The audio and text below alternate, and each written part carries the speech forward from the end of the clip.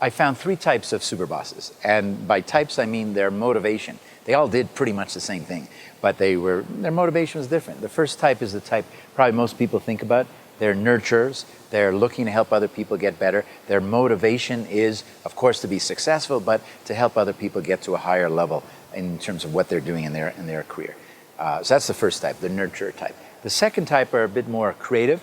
I call them iconoclasts. These are people that lead by example.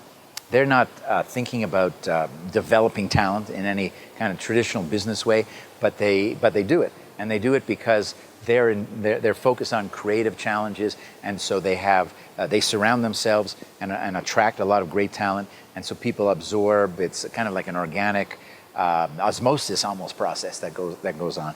And then the third type are motivated to win above all else. They love to win and they expect to win, but they understand one thing that's really critical, which is that they can't do it themselves, that they need to have the world's best teams around them. And so as a result, they find great talent and they develop those people. And I call this third category the glorious bastards. And they're both, because it's hard to work for them, but they are glorious. If you can handle it, really the sky's the limit.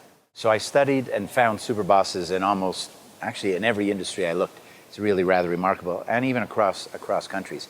And so, great example is Tommy Frist. Tommy Frist was the CEO of Hospital Corporation of America, gigantic, an extremely successful company.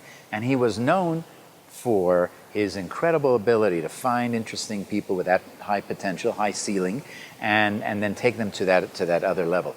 I interviewed, must have been a dozen, no, maybe 15 different people that worked for Tommy Frist at some point in their careers, and they all told me pretty much a similar type of story about how he would just be such an inspiring leader. And HCA, Hospital Corporation of America, became the biggest and most profitable company in the industry because I think a big part of it is their incredible machine of generating and regenerating talent. They were able to do it.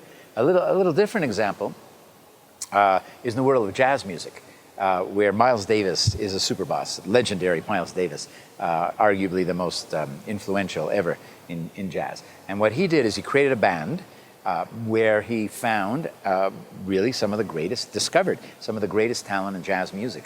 People like Wayne Shorter and John Coltrane and Bill Evans and Herbie Hancock, and he molded them together into a band that today people that are into jazz music, people that are watching this video clip are going to say, wow, of course, they're going to be nodding their heads.